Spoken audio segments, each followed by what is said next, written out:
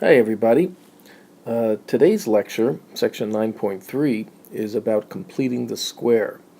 And at this point we're looking at the, the technique of solving a quadratic equation by completing the square.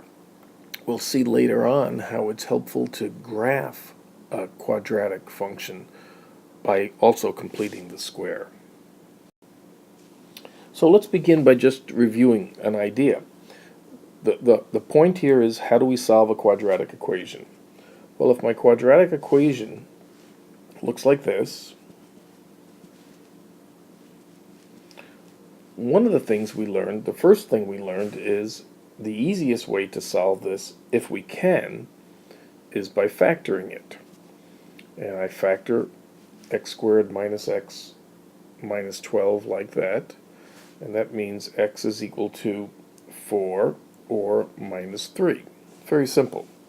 So the point is that we want to try to solve a quadratic equation in the case when perhaps we can't factor. So that's what completing the square enables us to do. So take a look at this quadratic. This particular quadratic cannot be factored, and we want to find a different way to solve it. And so what we want to do is write it in a perfect square. In other words, something that looks like this. And if you remember, the way that we factor, or the way that we multiply out a perfect square, is we're going to get x squared plus 2ax plus a squared. And this is like my 2ax term. And what I want to figure out then is, what should my a squared term be? And the way you do that is take half of 6 and square it. So in other words, what I'm going to do is rewrite this problem as x squared plus 6x, and now I make it be a perfect square by adding 9. Now if I keep writing this, I'm going to have a minus 5, and then that's going to equal, well, not 0, because in this case I've added a plus 9, so I have to add a plus 9 here. So I really haven't changed the original equation. I've just added 9 to each side. But the big deal about that 9 is it makes this thing, this chunk, this trinomial, be a perfect square. And I got it to be a perfect square by taking half of the 6 and squaring it. You see that pattern? So now I'm going to rewrite this as x plus 3 squared, and if you need to, multiply out x plus 3 times x plus 3, and see that you do get x squared plus 6x plus 9, minus 5 is equal to 9. See where we're going now? Because now I can rewrite this as x plus 3 squared equals 14. Take the square root of both sides, and I get x plus 3 equals plus or minus the square root of 14.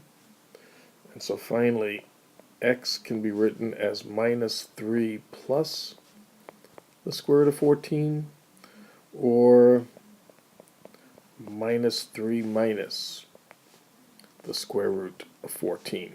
And those are my two solutions. And that's how completing the square helps. So let's look at one more example like that. Okay, so let's look at an equation, again, that can't factor, that we're trying to solve.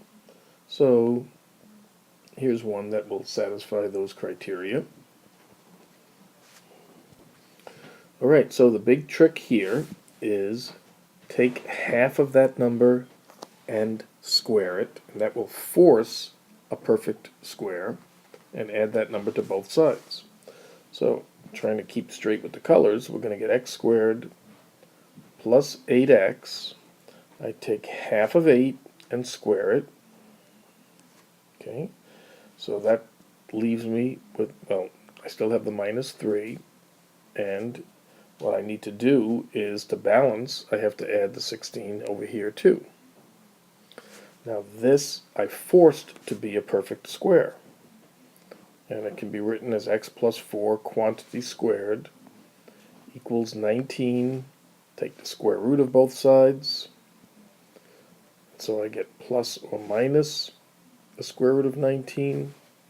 And so therefore x is equal to minus 4 plus the square root of 19, or minus 4 minus the square root of 19.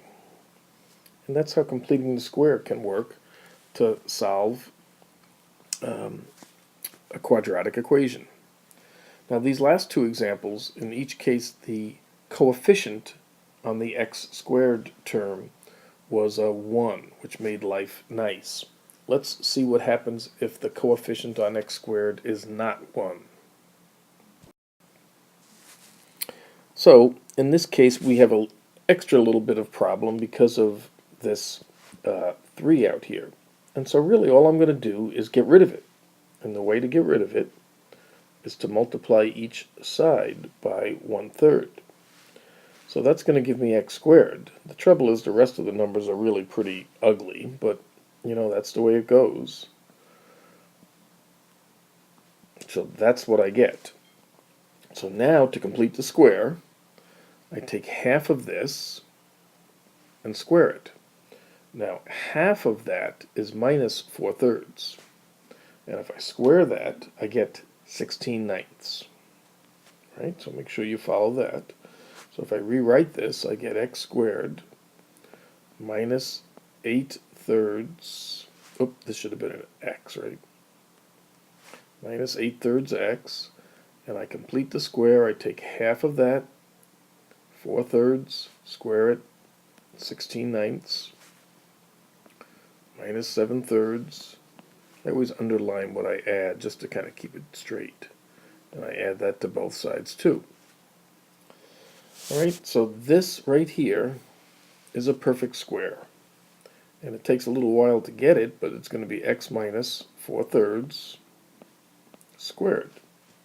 And if I bring everything over to the other side and get a common denominator, it's going to be 37/9. So these are ugly numbers, but that's the way it goes. Take the square root of both sides, add 4/3, and although I don't like to leave it like this, I like to write it out as two separate values of x. We'll leave it like this for right now. So 4/3 plus or minus the square root of 37/3. Right? Square root of 9 is 3. So there is how you complete the square when you have a coefficient in front of the x squared other than 1. All right? And as I said, we will revisit this when we come back and we talk about how we graph quadratic equations. So that's it for today. See you next time.